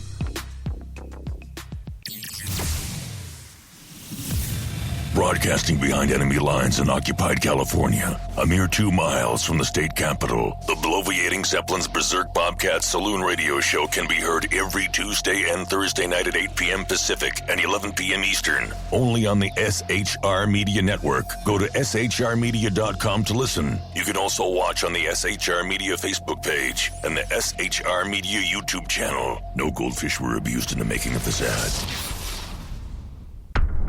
Conservative media done right. You're listening to the SHR Media Network. It is he that is me, bringing perspective from across the sea. Join me, Jack Alexander, 4 days a week for the Jack Alexander Experiment podcast, as I take a unique outsider's look at the news and issues affecting life and liberty here in the USA. I'll show you what the mainstream media refuses to. Politics, border security, defense, healthcare, travel, nothing is off limits. Catch the Jack Alexander Experiment podcast each Monday to Thursday on Facebook, YouTube, and everywhere good podcasts can be found. Also, check out the website, www.jackalexanderexperiment.com. Southern Sense is conservative talk with Annie, the radio chick you bellows as host, and C.S. Bennett, co-host. Informative, fun, irreverent, and politically incorrect. You never know where they'll go, but you'll love the journey. Annie is a top conservative host on Top Talk Radio and features some of the finest guests packed with important politicians and newsmakers. Listen every Friday, 3 to 6 p.m. Eastern, noon to 3 Pacific, on the SHR Media Network. Remember, Southern Sense is common sense. After 6 years covering terror and corruption, the Unpleasant Blind Guy is making a change. I'm Dave Milner. Join me on Spreaker and YouTube through SHR Media and on the Western Free Radio Network as I team up with Jeff Mitchell, host of the English Defense League radio show on blogtalkradio.com. Check show pages for airtimes. It's the Unpleasant Blind Guy. On ADL Radio. There's no surrender, ever. Because truth is not always pleasant. Conservative media done right. You're listening to the SHR Media Network. It's your business diva here, Melanie Collette. I am inviting you to a front row seat as I discuss some of the most intriguing details of wealth and finance with today's movers and shakers in the world of business. Listen in and discover financial truths on a global, domestic, and household scale. Uncover topics that will impact your wallet today and in the future. Money Talk with Melanie airs Monday through Friday, 5 p.m. East, 2 p.m. West, right here on SHR Media and High Plains Pundit Talk Radio. You can't afford to miss it. Conservative media done right. You're listening to the SHR Media Network. And we are back. It's the final 25 minutes of the Tuesday night edition, July 14th, the year of our Lord 2020, of BZs, that's me, IRBZ, the Bloviating Zeppelin, one each. Thank God there's only one. Because when they issued me from the factory, they broke the mold. They said, no, we can have no bananas. We have no bananas today. That having been said about bananas, I said that I'm going to play a clip that, and I think it was Whiskey Dale reminded me of this. And Jack, you may laugh if you wish. Folks, you may laugh if you wish. This is a perfect representation of how incredibly stupid the American media maggots are. We have new information now also on the plane crash. KTVU has just learned the names of the 4 pilots who were on board the flight. They are Captain Sum Ting Wong, Wee Tu Lo, Ho Lee Fook, and Bang Ding Ao. Right. The NTSB has confirmed these are the names of the pilots on board Flight 214 when it crashed. We are working to determine exactly what roles each of them played during the landing on Saturday. I think it's a certainty that they played absolutely no role in that crash. This tells you, I know. This tells you, Jack, these shitsticks will read anything you put on a monitor in front of them. Did no one, when she was reading that, wasn't there any spidey sense tingling in her brain whatsoever saying, something wrong? No, hell, I'll just keep reading the rest of it. We too low? Oh, no, that's got to be a name. Because if I questioned that, that would mean I'm a racist. Oh, racist. I'm a racist for questioning that that's not a real Chinese name. Yeah. Okay, here's another story. Let's continue on with the stories. And there may be some implications for this. It's something that seems to be going on a continuing basis. According to Fox News, Ruth Bader Ginsburg was admitted to the hospital today, or I should say Tuesday, for a treatment of a possible infection. Now, the biggest question regarding that is an infection. Now, she has been hospitalized. She was hospitalized the night before, and apparently got out of the hospital and then went back into the hospital. But the question on everybody's mind is, okay, is this the coronavirus having gotten to someone who is old? And everyone knows that of all the people who should be quarantined, the elderly I'm not going to put myself in the elderly category just yet, because mostly I don't care. But did any bell and klaxon go off in your brain housing group, Jack Alexander, when you heard of this story today? No, but I know she's been battling cancer for how long now? A long time. I've said for a long time on my show that these public officials, and I made the same comment about Ted Kennedy and John Kerry. They were taking long leaves of absences to battle their cancer, and as a cancer survivor myself, it is a hard fight, and it's Ginsburg, like all of these other politicians, are doing the people an incredible disservice by staying where they are and not, dealing with their illness. And and in Ginsburg's case, it is purely out of spite. Because she said, if Hillary gets elected, I will instantly retire so I can, look at beating this illness. Oh, Hillary didn't get elected, so, I'm going to spite the country and stay in there. And, at some point that we need to have something in place that if these appointees or the elected for that matter cannot fulfill the duties of their office, that they can, through long-term illness, that they can be removed.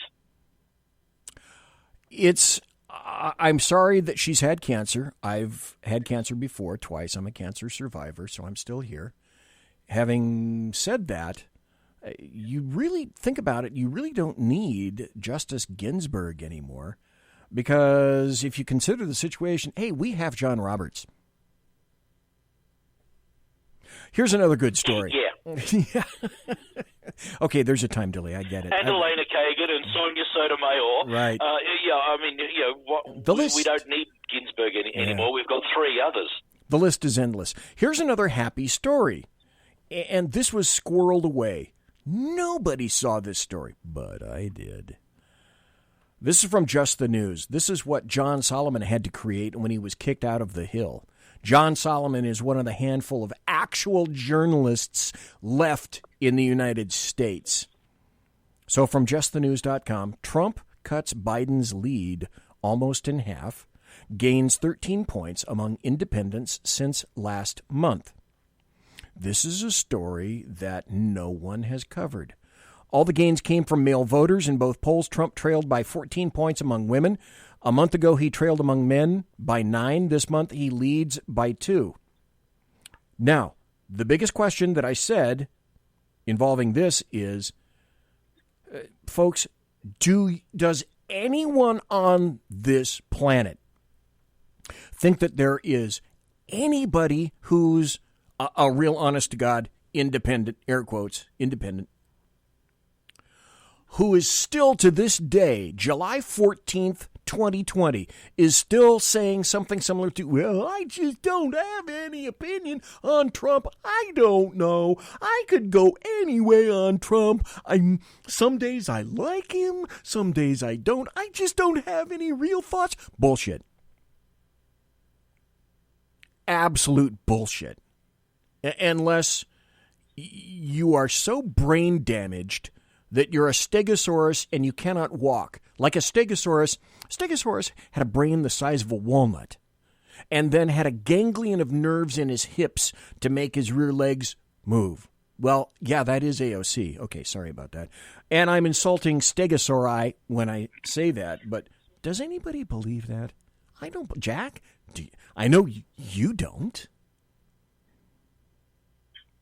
No. And did you see Mazie Hirano's response to that survey? No, I missed it. Where she came out and said that anyone that any of the new people that are supporting Trump are showing their bones as white supremacists. Of course, because why not? Well, it's funny you should. This is glorious. It's funny you should mention a white supremacist, Jack. And Mazie Hirono, although I did, folks, I want to tell you, I didn't set this up. Jack did it in and of itself, because this was my very next story. But Jack, every once in a while, we get on like this wavelength. And you're talking about Mazie Hirono, saying that, anybody in a Trump is a white supremacist. Okay, I guess you're going to call Democratic State Representative Vernon Jones, who is black and has now decided to endorse Trump, you're going to call him a white supremacist because his quote now is, "I put my country before my party." Whoa, Vernon Jones, a black Democrat. That's a hanging offense in the Democrat Party, I isn't know, a Georgia state rep. He offered a lot of reasons for supporting Trump and being against Biden, and he wrote about that in the op-ed of the Daily Caller. Then here's another great story. Hang on a second. Go ahead, Jack. Well, I was going to say, hang on a second. Now, if I listen to all the media that's out there, Georgia is one of them racist southern states. Georgia's one of them southern states that has the Klan. And if Georgia's so racist and Klan-ridden, how the hell did they get a black senator? Well, and how did they get a black Atlanta mayor and a prosecutor, Howard, who is corrupt as all hell because he's going to prosecute a cop who used deadly force against deadly force being used against him. But let's go back a little bit. I want to give everybody some quotes and show Vernon Jones, this black Democrat, a Georgia state rep, has said he's going to go for Trump. This is a quote from him, one of them. "Joe Biden is directly responsible for the mass incarceration policies in the 1980s and the 1990s, which decimated the black community. Biden authored the 1994 crime bill, which imposed mandatory minimum sentences, disproportionately putting hundreds of thousands of young black men in prison." He also said this: "President Trump has worked to undo injustices within our criminal justice system. He signed the First Step Act, the first major reform to our criminal justice system in a decade. Thanks to the president's leadership on this issue, our criminal justice system is fairer and our communities are safer." But you can't say that. That's proscribed language now. You can go to, well, you can certainly go to Facebook jail for that. And you can be prosecuted for hate language. Here's another story. This definitely falls under Schadenfreude. I read this and I had to chuckle out loud. Trump denies Minnesota governor's request for $500 million to repair damage from riots. President Trump has denied a request from Minnesota's governor for money to rebuild parts of Minneapolis that were destroyed during the riots following the death of George Floyd. Here's another instance. Bill de Blasio. Bill de Blasio has said that he wants billions of dollars from the federal government to repair all the damage and to try to get New York City back together, when at least one of those billion of dollars he removed from the NYPD. Folks, let me give you some insight about Mayor Bill de Blasio. Number one, that's not his name. His name is Warren Wilhelm Jr. He is a rich elitist. He was born with a silver spoon in his mouth. His parents had to leave federal jobs because they were communist. He left college to go to Nicaragua in the 80s. He was raised by a couple of communists. He greatly admired the Soviet-backed socialist Sandinista in Nicaragua, Warren Wilhelm Jr., the original name of Bill de Blasio. Then this is what happened. He returned to America, and then he joined the Nicaragua Solidarity Movement of New York. And what was their goal? Their goal was to end capitalism and replace it with Democrat socialism. Sound familiar? Then, when he was married in 1994, where did he go for a honeymoon? Jack, of all the places you could go for a honeymoon if you're Warren Wilhelm Jr., where would you go for a good communist honeymoon? Oh, let's see. Cuba, Russia, Oh, wait, China. wait.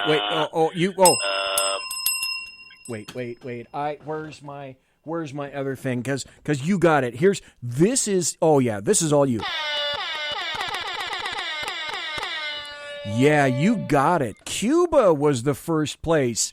And Warren Wilhelm said he's very proud of his Marxist work. He worked for both of the Clintons campaigned in 2001. 2001, he changed his name to Bill de Blasio. Why do you think he changed his name to Bill de Blasio? I know. Okay, anybody in chat? Hands? Do I see anybody in chat? Jack, put your hand down. I know you already know. Hands in chat? Anybody? That's right. He didn't want to continue being a leftist with a German, a Teutonic name associated with Hitler like Warren Wilhelm Jr. Alles in Deutschland. Warren Wilhelm Jr. Bill de Blasio sounds a lot better than that, I think, don't you? Yeah. Let's see if I can find it here. Oh gosh. This is glorious. I've got a ton of these. How much time do I have left? Okay. I always have to look at my show to figure out how much time I have left to talk about certain things. Let's do this. We talk about hate crimes here in the Saloon. Here's another hate crime hoax. By the way, if you want to find out more about all of this, I highly recommend fakehatecrimes.org. Fakehatecrimes.org. This is from the Daily Wire. Hate crime hoax. This is new. July 11th, just a couple of days ago. Have you seen this on the media? No, you haven't. No. Why? You'll understand in just a second. Hate crime hoax. Student claims he found racist notes on his car. Police conduct an investigation. Then they say, oh, he wrote them. In late June, Texas A&M University student Isaiah Martin made headlines after he said he found racist notes on the windshield of his car. So what he did is he posted a picture of the notes to his Twitter page, which was shared more than 10,000 times. The note said, "All lives matter. You don't belong here." And one of the notes contained the N-word, Martin claimed. All three signs were different signs. And one said, "All lives matter," and the other said, "You don't belong here," and the other one was very explicit. It said the N-word with a hard R, Martin told a media. For them to tell me I don't belong here when I have earned my spot like everybody else here, and I am working to get a degree just like anybody else, that was just kind of hurtful, because if anything, I deserve to be here just as much as anybody else. So Texas A&M fell on their knees. They ate their sword. And they responded on Twitter to this guy by saying, "Oh, Isaiah, we're so very sorry this happened to you. Please report any incident of hate you witness online or in person at," okay, there's the URL for it so it can be reviewed. But the problem with that is then the cops were called. And then the bad thing is cops did an investigation. And last week, Texas A&M police closed the investigation. Just as in nearly every other instance that I've mentioned on the show of an alleged hate crime like this, police determined that the accuser was responsible for the note himself. Imagine that. Jack, because you're in Australia, you guys are different. You guys don't have hate crimes, do you? Really? Gee, No, we do. And even a lot of the BLM violence has come down here. We had a white woman stabbed in Melbourne here, and the guy was shouting out BLM stuff and justice for George Floyd while he's stabbing a white woman in Australia, and they're refusing to prosecute it as a hate crime. But that college, the Texas A&M case, was that the kid that was silly enough to keep parking his car in view of a CCTV camera, and they saw him putting the things on there himself? Is that the one that you're talking about? I think if I had a producer, what I'd have to say was... Yeah, that was the guy. That was him. That was him all along. Yeah. Yeah. Well, what about this? We've had these hoaxes here too. There's another story, and again, this is so maddening because life is cheap in the United States. Life is cheap in Chicago, where black lives don't matter, where 1-year-old lives don't matter, where babies don't matter, where blacks kill blacks predominantly, military-age fighting male blacks in urban rat cages, proving continuously that black lives don't matter. So until black lives matter to blacks in urban areas, well, apparently they don't matter to me. But this went completely unreported. I had to dig to find this. The headline is, Young White Mother Killed by Black Lives Matter Mob for Allegedly Saying All Lives Matter. And the national media completely ignored it. A 24-year-old mother. Ignored it, yeah. Jessica Doty Whitaker. She's murdered for this is her crime for being white in Indiana. Indiana. She was debating politics with some BLM protesters, and they shot her to death. The press ignored the story. She's not going to get any gold casket. She's not going to get any celebrities at her funeral. She's not going to get any cities mourning her death. She's not going to get anything painted down the middle of Fifth Avenue. So where's the justice here? The justice is, well, don't expect any justice. Folks, I've been speaking to Jack Alexander all night for a complete and full 2 hours. I could not leave the show, and we may go into, I don't know, maybe a minute or two of overtime, but I got to play all of this because I told you I would. This is the lovely, ridiculously brain-dead, stupid AOC. Jack, what do your initials AOC stand for? Alexandria Occasionally Coherent. Okay. In this audio cut, no, she wasn't. Listen carefully, folks. This I can guarantee you now. Maybe not in 2024. Maybe in 2028. If this nation is still standing and hasn't been burned to the ground by leftists, communists, and socialists, this little stupid bint is going to end up being your president. So let's listen to AOC. Why is this uptick in crime happening? Well, let's think about it.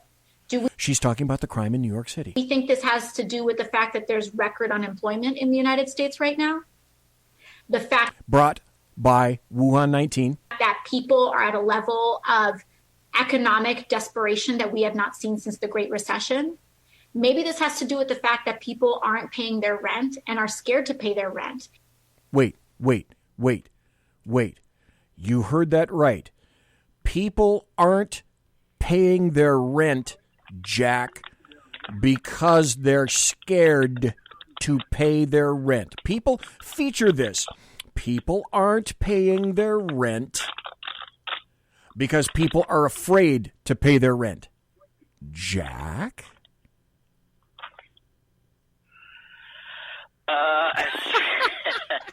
I mean, AOC is probably the only big-breasted woman I know of that is too stupid to work at Hooters.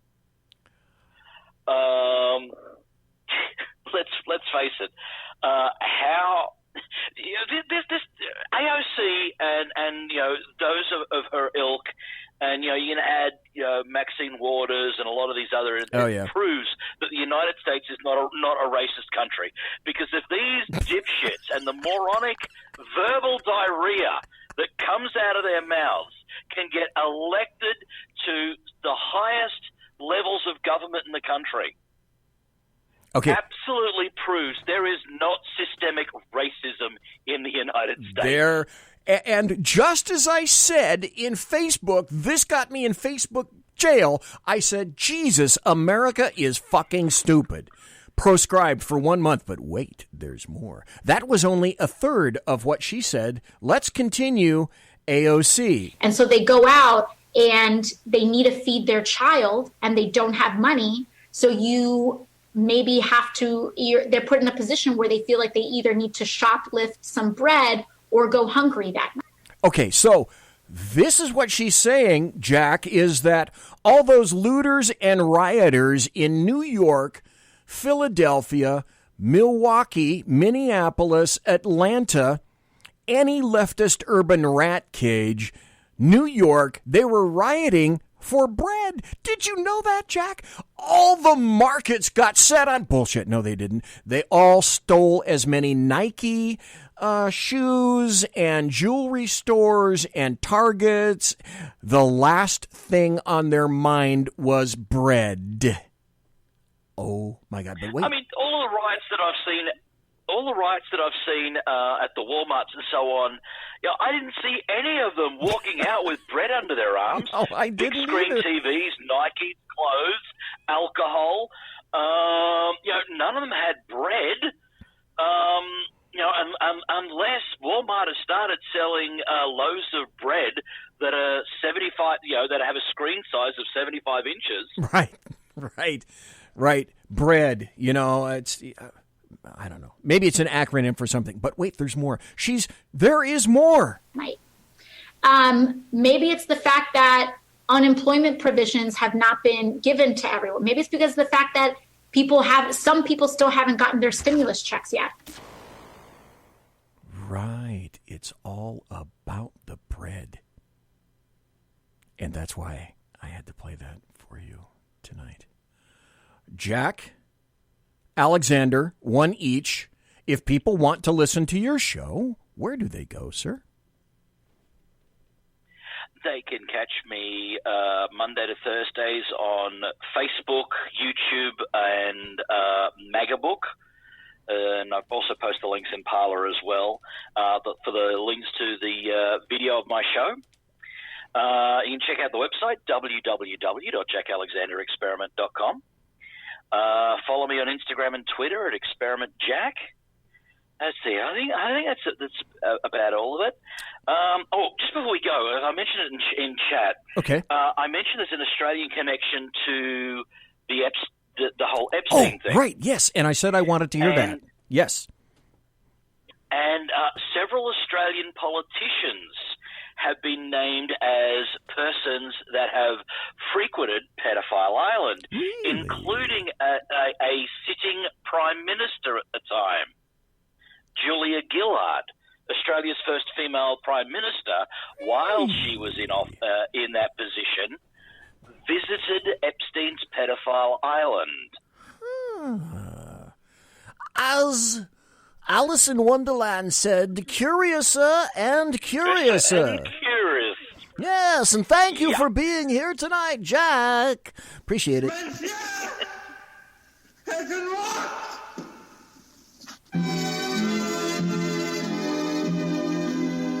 That's it for us. Ladies and gentlemen, boys and girls, children of all ages, thanks for listening to the Bloviating Zeppelin's Berserk, Bobcat, Saloon. Live and direct right here on the SHR Media Network. If you want to contact me, you can find me on I am all over the map on Twitter, at BZEP, at BZEP. I am not effectual on Twitter at all, and Facebook hates my ass. Promotional consideration is by the Lockheed Martin Skunk Works, and also by, Boeing, because if it ain't Boeing, I ain't going, and also by Pratt & Whitney Engines Thrust. You can trust. And tiaras, per custom, are by My Little Pony. Thanks to my personal KC-135 Kettle One refueling team, with whom I will be consorting in less than an hour. Bank on that one, baby. Thanks to everybody for being here tonight. Thanks to Jack for being here for the entire 2 hours. Thanks to everybody in chat. I am sorry that Facebook is non-operative, but it will continue to be non-operative in terms of BZ until August 15th. So I can't go there, I can't comment, but I will play the video on Facebook. I'll be back Thursday night. Lily Tang Williams, be there. Everybody quiet down now and get some sleep. Good night, everybody. Good night, Mama. Good night, Ben. Good night, everyone. Good night, Mama. Good night, Daddy. Good night, children. Good night, Daddy. Good night, Elizabeth. Good night, John Boy. Good night, Jim Bob. Good night, Jim Bob. Good night, Jim Bob. What's going on? I was asleep. What's everybody doing? Good night, Good night, Jim Bob.